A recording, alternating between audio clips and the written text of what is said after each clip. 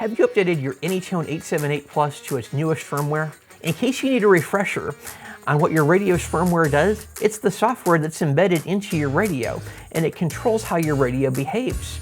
That can be a little tricky at first, but updating your firmware is the best way to maintain your radio operating at an optimal level.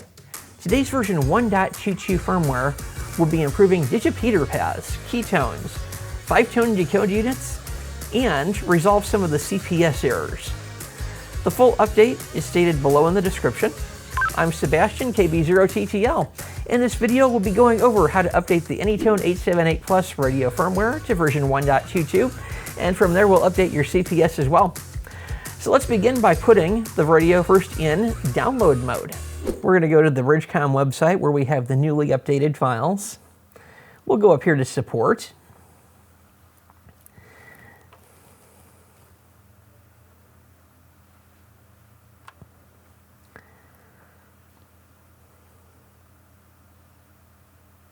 We're going to go to 878 Plus CPS firmware and downloads today.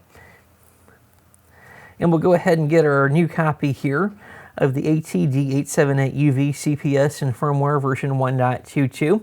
And you may have caught our earlier videos. The process is going to be similar, but there may be a few things that are different here, so please pay close attention as we get this started. We're going to go ahead and download. And once we've downloaded, we'll go ahead and show in folder the files here, which we're going to go ahead and extract just in a folder of our choosing here.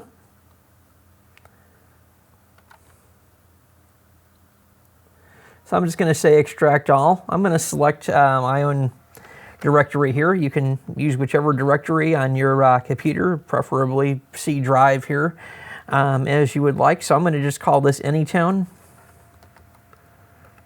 878 version 1.22,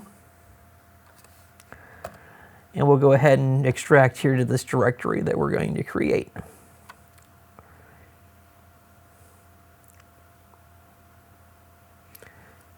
Very good.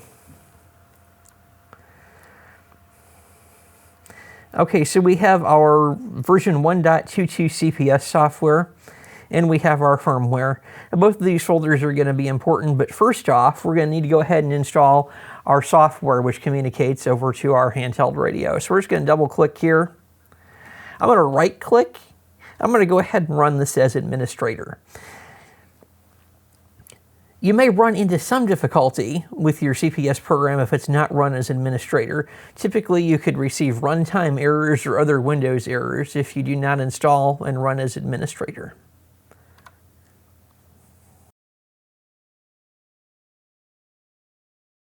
Go ahead and click More Info and run anyway.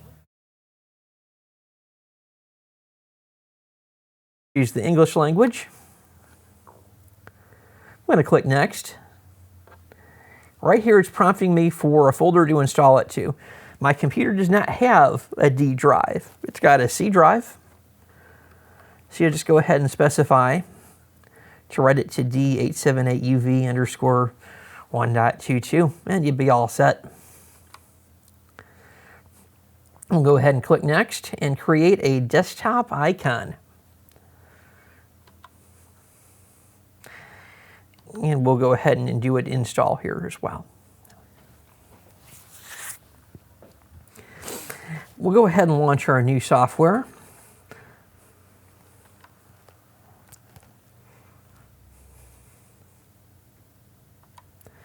And you're looking at the new CPS program version 1.22.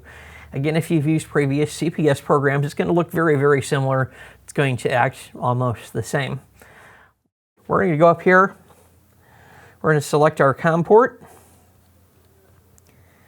COM port 4 is the COM port on this PC. The COM port that you're using may be different. We'll select the COM port that the computer detects the radio on.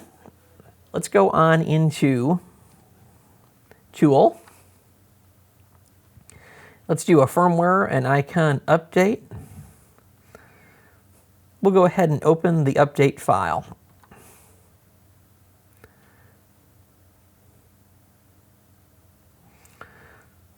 go to our C drive where we just unzipped these. Go to this PC.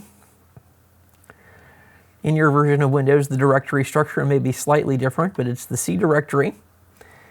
It's the folder that we just created. And this time we're going to go into the version 1.22 firmware folder instead of the CPS.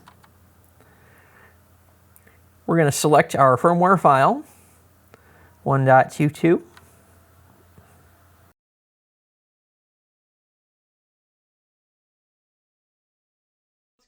Now let's go ahead over to our radio and put it in update mode.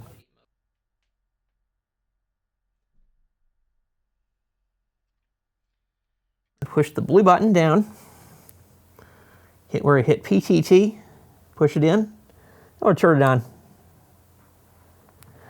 And you see how this little red light up here is flashing? Oh, this is perfect. This is absolutely perfect. This means that we're in update mode.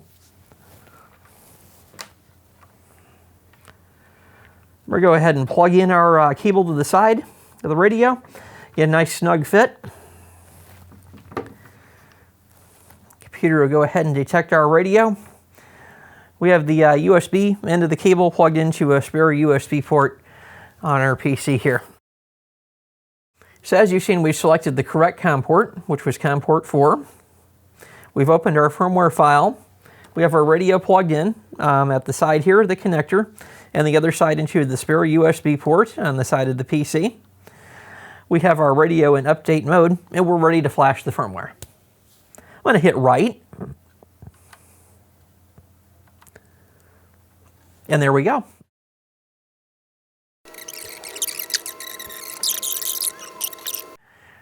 All right, guys, so we just completed writing to the radio. And when you do that, the radio will go ahead and reboot with the new firmware. We're going to hit OK. And exit. Now, let's go back over here to our radio. We'll unplug the cable. Let's restart our radio here real quick.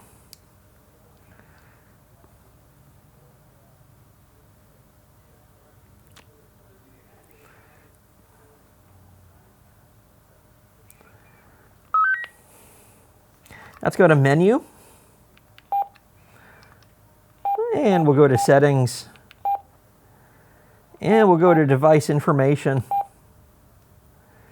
And we're going to scroll down. And we are in firmware version 1.22. So we've successfully updated our firmware today. The best and most convenient way to stay informed about your radio's firmware and software updates is by regularly checking our website's radio firmware section or by joining our Facebook group. The links to these pages are shared below. By staying on top of updating your firmware and CPS with the most recent update, you'll be increasing the longevity of your radio and reducing the need to replace it. Do you have more questions about the AnyTone 878 Plus CPS software or firmware that we didn't cover today? Let us know down below in the comments. To keep up to date about new things about amateur radio, click the notification bell. Thanks again for watching. I'm Sebastian, KB0TTL with BridgeCom Systems, and 73.